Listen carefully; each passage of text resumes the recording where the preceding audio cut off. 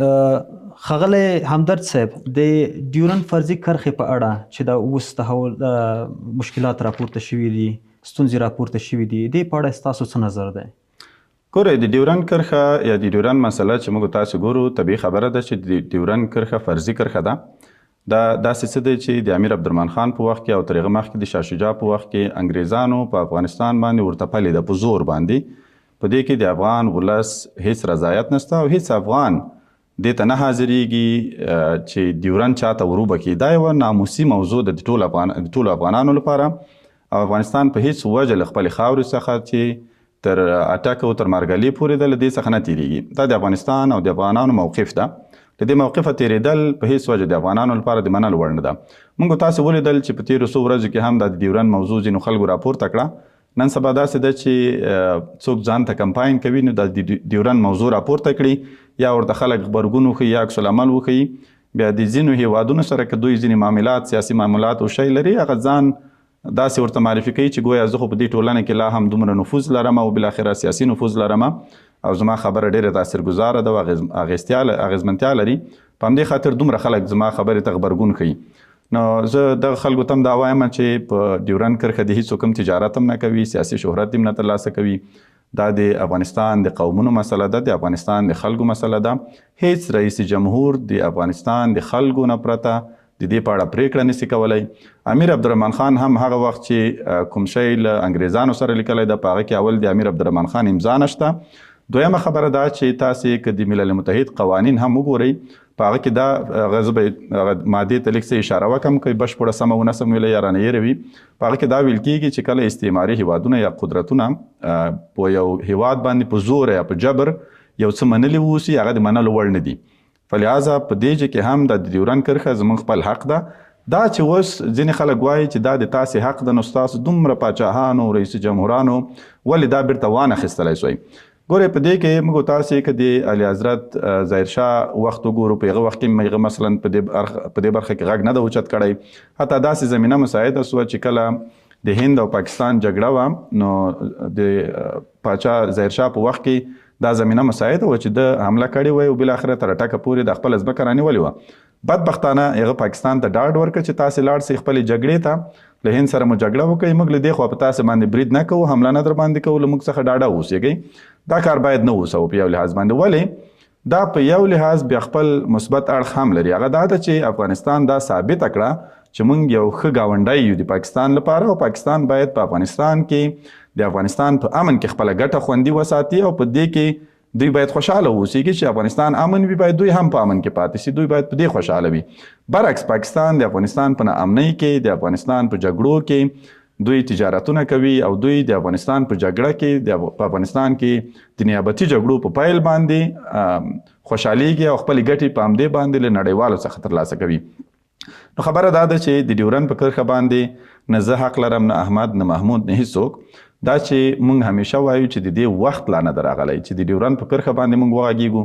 دلیل یې دا ده چې موږ تاسې اوس پوهیږو چې افغانستان په داسې یو حالت کې ده چې حتی ملي او نړیوال مشروعیت نه لري. نو آیا عقل دا امر کوي موږ تاسې ته چې موږ په داسې یو حالت کې چې نه نړیوال مشروعیت لرو، نه ملي مشروعیت لرو، نو ټول خلک په یو نظام پسې ولاړ دي. په دغسې حالت کې ته راځې یا له پاکستان سره جګړه کوي یا نړۍ ته دغه عریضه وړاندې کوي چې د ډیورنډ کرښه ماته بیرته راوسپارئ. هغه سل کاله د امیر عبدالرحمن خان او د انګریزانو ترمنځ پوره سوي دي، او موږ پاکستان اصلا پیژنو نه. موږ دا خاوره پاکستان ته نه ده ورکړې، بلکې دغه سیمه د انګریز یعنې د بریټش انډیا په هغه وخت کې یا برطانوي هند او د افغانستان د افغانستان ترمنځ دغه یو حایل ځای رامنځته سوی و یا ځمکه رامنځته سوی و چې یو په بل باندې به حملې نه کولې، او د امن سایه وه یا بفر زون په شکل باندې دا ځای معرفي کړی و. نو په همدې خاطر باندې د ډیورنډ کرښه بار بار باید ووایو چې دا د افغانانو ده، زموږ خپله خاوره ده، موږ نه اضافي ځمکه له چا غواړو، نه په زور ترې نیسو.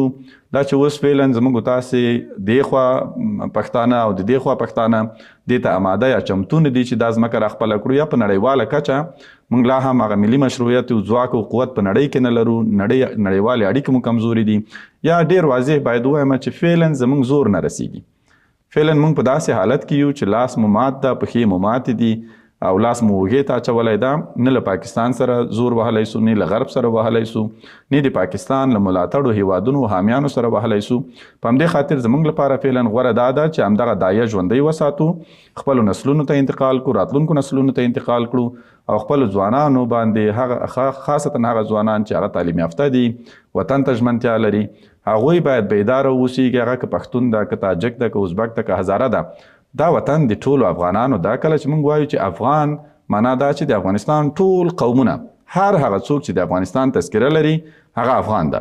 خو ښه خلک، ښه افغانان بیا هغه کسان دي که پښتون یې، تاجک یې، ازبک یې، هزاره وي، چې هغه د دې ترڅنګ چې د افغانستان تذکره ولري، وطن ته ژمنتیا هم ولري، د وطن د ملي ګټو هغه سرې کرښې او شنې کرښې ورته معلومې واوسي، په کوم ځای کې دی تعرض کولی سي یا مخته تګ کولی سي، په کوم ځای کې باید ودرېږي، کومه خبره ورته کول پکار دي، د وطن په ګټه ده، کومه کول نه دي پکار، په کوم حالت کې کومه خبره کول پکار دي. په سیاست کې دا شیونه ډېر زیات مهم دي. بدبختانه زموږ ځینې سیاسیون یوازې د دې لپاره چې خپله مطرح سي او یا مثلا ځینې سیاسي ډیلونه له ګاونډیو نورو سره وکړي، دوی په دې خاطر باندې دغسې حساسو موضوعاتو ته لاس وروړي. یوه ټوکه دې پکې وي که موږ تاسې وګورو دغه غربي هیوادونو کې یا په کفري هیوادونو کې چې هلته اسلام نه وي حاکم، دوی کې چې څوک راجګیږي غواړي په نړۍ کې ځان مشهور کړي، نو قرآن کریم وسوځي، یا مثلا حضرت محمد صلی الله علیه وسلم کاریکاتور جوړ کړي، یا توهین وکړي، اسلام ته توهین وکړي، یا مسلمانانو ته توهین وکړي، نو یو دم په ټوله نړۍ کې شور را جوړ شي، دا سړی ډېر شهرت پیدا کړي. هغه که په سویډن کې و، که په ناروې او ډنمارک او په نورو هیوادونو کې، موږ تاسو د دې شاهدان یو. په افغانستان کې بیا څه شی ده؟ په افغانستان کې که یو سیاستمدار په داسې حالت کې وي لکه اسکروټې څخه خاموشیږي او غواړي چې بیرته د اسکروټې ته ورپوکي، بیرته په سیاست کې مطرح سي، نو بیا راسې په ډیورن باندې ولګېږي، د ډیورن کرښه باندې ولګېږي، د افغانانو هغه احساسات راوپاروي او خلکو ته دا وایي چې زه خو لا په سیاست کې ژوندی یم.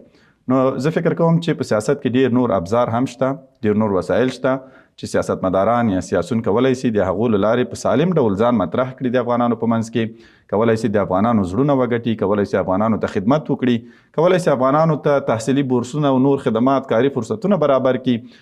دا اکثره سیاسون ډېر زیات پیسه دار هم دي، دوی کولی سي په افغانستان کې یا په نورو هیوادونو کې پانګونه وکړي او افغان کارګران وروغواړي هلته په دندو باندې وګماري. نو زه فکر کوم د مطرح کېدو یو له ښو لارو څخه دغه هم ده.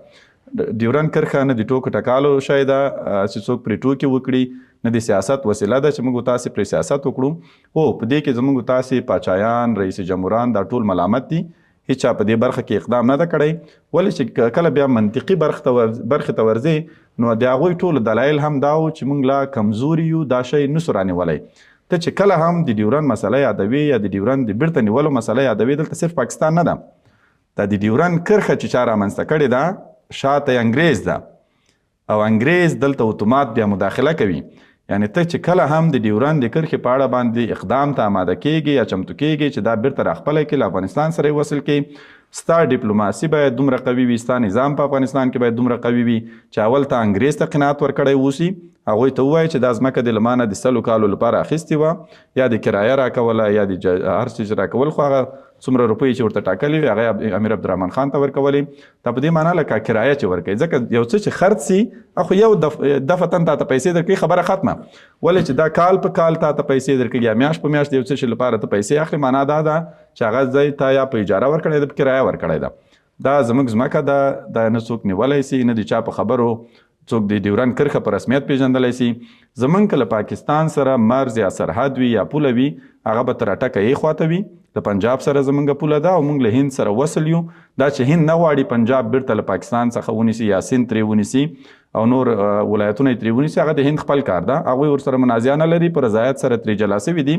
ولې له موږ نه دا ځمکه په زور نیول سوې ده، موږ د افغانانو په حیث له دې نه تېرېږو او نه یې چاته وربخو. البته دغه خلک د کوزي پښتونخوا خلک او دې خوا د افغانستان خلک کله چې دوی سره کېنستل، دواړو توافق سره وکړه که مستقل بل هیواد په منځ کې جوړو، د موږ او د پاکستان په منځ کې د هغو توافق یا د پورته افغانانو توافق همداسه، په دې کې بیا موږ مشکل نه لرو کله چې خلک فیصله وکړي.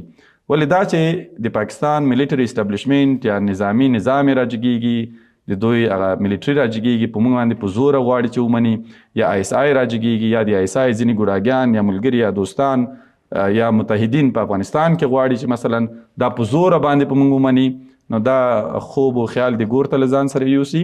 د دوی نیکونو هم دا خوبونه لیدلي وو، پلرونو هم لیدلي وو، دوی هم ویني، همداسې به یې ګور ته له ځان سره وړي او د ډیورنډ کرښه به انشاءالله بیرته له افغانستان سره وصل کیږي او دا د افغانستان برخه ده، نه جدا کیدونکې برخه ده. دا چې اوس مو زور نه رسیږي، ځینې خلک دې ته ورخطا دي چې د جمهوریت په وخت کې اغزن تار تیر سوی یا سیم تیر سوی ده، دې ته هېڅوک نه ورخطا کیږي. د برلین دیوال تر دغه اغزن تار ډیر زیات ډبل و، خو هغه ورځ چې کله راغله چې دا اغزن تار هم له منځه یوړل سي او دغه ډول اغزن تار بیا په اټک کې ولګول سي، هغه ورځ چې کله راغله بیا به د اغزن تار په خپل افغانان له منځه سره یوسي. د تشویش او د اندېښنې وړ خبره نشته. صبر پکار ده، استقامت پکار ده او زغم پکار ده او سیاسي پوهه پکار ده. موږ په شعوري لحاظ باندې په سیاسي لحاظ کې پوه اوسېږو، د خپل ځمکې په ارزښت، د خپل هیواد د ازادۍ او استقلال په ارزښت او د خپل سرلوړۍ په ارزښت پوه اوسېږو، نو دا ځمکه موږ له لاسه نه ورکوو انشاءالله او را خپلوو به یې.